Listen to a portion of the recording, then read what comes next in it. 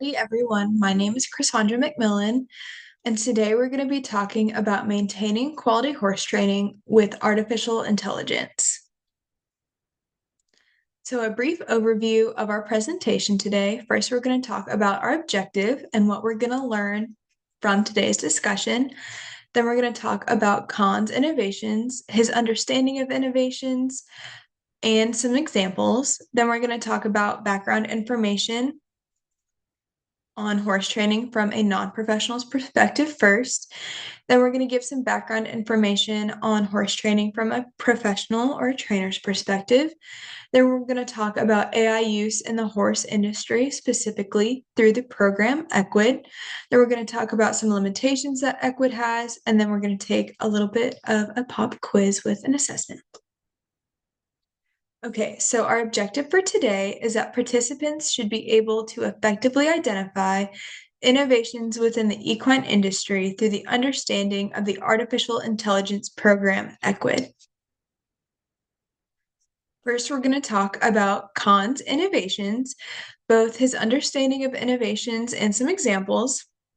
So, Khan says that innovation should be seen as an outcome, a process, and a mindset. So, some examples of innovation as an outcome includes product innovation. This is either the generation of a new product or the significant improvement of a product that already exists.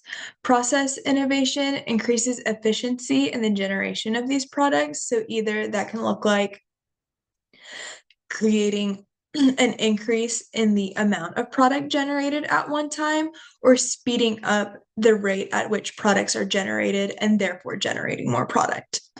So then we have marketing innovations, and this increases the efficiency in connecting the consumer to the product. Then we have business model innovation, and business model innovations typically have significant impacts on their industry. So this either looks like increasing the generation of revenue within their current industry or creating a new industry completely. Then we have supply chain innovations, which standardly increase the efficiency in an existing supply chain.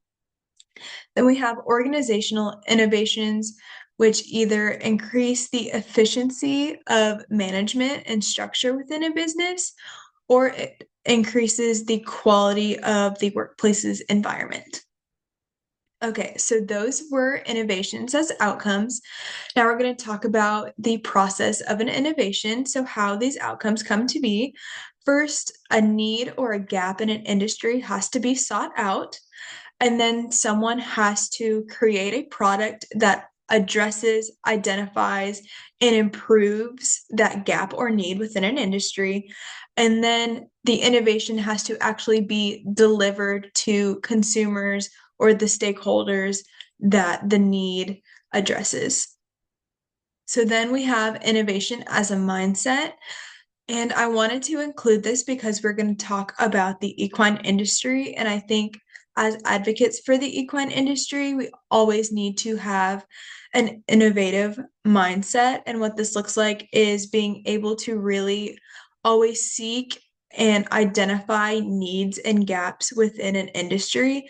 And this is especially important to the equine industry so that we can keep up with other agriculture industries. Okay, point of view of horse training from a non-professional. So typically a non-professional will either haul in to a trainer for lessons, either weekly, every other week, or once a month, or they will drop their horse off with a trainer and then just drive to the trainers every so often, again, week, every other week, or once a month to take lessons and learn about their horse's training. So, unfortunately, the equine industry has some significant barriers for non-professionals wanting to have their horse quality trained. So, the first one that we see the most often is cost. Fuel is expensive. A trailer to haul a horse to a trainer is expensive. Vet bills are expensive, and because all of these kinds of expenses are increasing, trainers' rates and lesson rates are also increasing. Another issue that we have in the horse industry for non-professionals is the loss of training facilities. So non-professionals are experiencing less choice in quality training facilities to take their horses to, and this is primarily due to the lack of land that is available now because many subdivisions and urbanization is happening. So both of these issues cause stagnant membership in competitive groups and creating a more elite group of competitors, which is really daunting for non-professionals to want to join when they're first starting.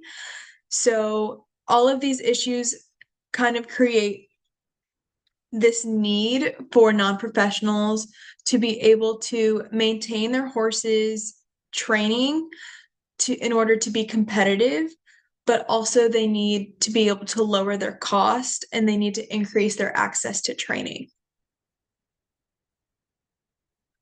Okay, horse training from a trainer's perspective. So many trainers make their income in one of two ways. They either have clients that haul in for lessons and take lessons, or they have clients that leave their horses at the training facility with the intent for that trainer to show their horse. And that is how clients make their investments with that horse.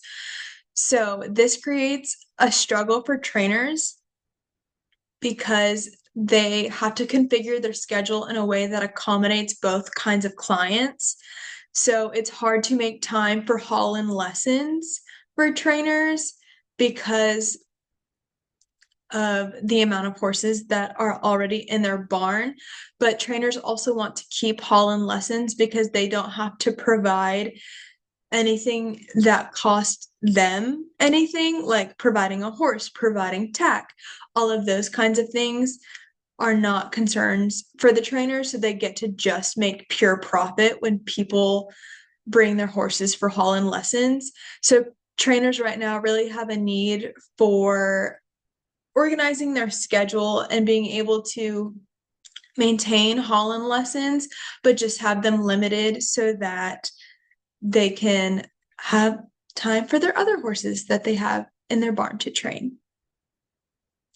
So Equid is an artificial intelligence program that identifies needs from both the trainer's perspective and from the non-professional's perspective. So essentially what Equid is it is part of an app where you can upload a video of you riding your horse, and it gives you feedback on your riding, on your horse's quality, and it can give you tips and tricks to maintain and continue your horse's training. So this helps non-professionals because they can go longer without seeing their trainer. So they can go to a lesson every other week instead of every week, and that saves them money. But on the flip side, that also helps trainers because they know that their client's horse's training is being maintained while that client takes less lessons, but they still get to keep that client. And because that horse's training stays quality, when that client goes to a show with that trainer, it still helps that trainer's reputation. So those are a lot of components that trainers and professionals have to think of when they think about maintaining their horse's training. So Equid also saves fuel cost for the non-professionals because they don't have to haul and spend as much on fuel and transportation.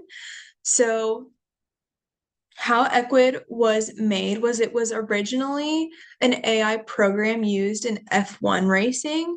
And then the developers of Equid took that program and essentially taught the program with mass amounts of video footage and feedback on horses and their riders and different competitions and things like that.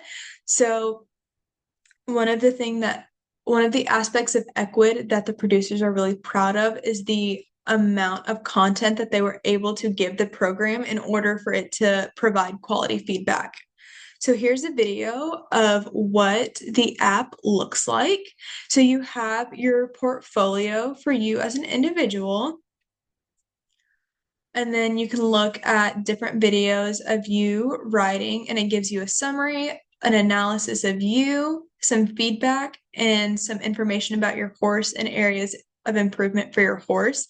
And then it provides you with those training recommendations on how to address all of these components, critiques, aspects of feedback that it gave you. Awesome. And so another thing that Equid is involved with is allowing brand ambassadors into their company. So as you can see from this picture, they're of people that are not traditionally considered influencers. So that increases the relatability and kind of allows Equid to show how easy the program is to use for all individuals. And this is an example of a marketing innovation because it generates that efficiency in connecting the consumer to the product.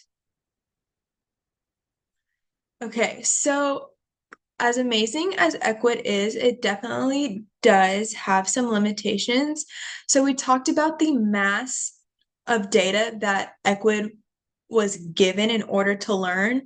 But as a consumer, we're still unsure of the quality of that data that it was given. Also, when you receive that feedback from Equid, there is a bit of a limitation in interpreting the feedback that it gives you and then developing that muscle memory and that those training techniques that the program recommends for you without someone actively coaching you through those steps. And then writing is subjective. So what Equid thinks is a poor performance may not be what you think is a poor performance, and vice versa. What you think is a quality performance, Equid might not. So also because this is a British program, most people from the company are involved in English, jumping, and dressage competitions. So any Western riding sport is going to have significant limitations, and the program may not be able to help you as effectively.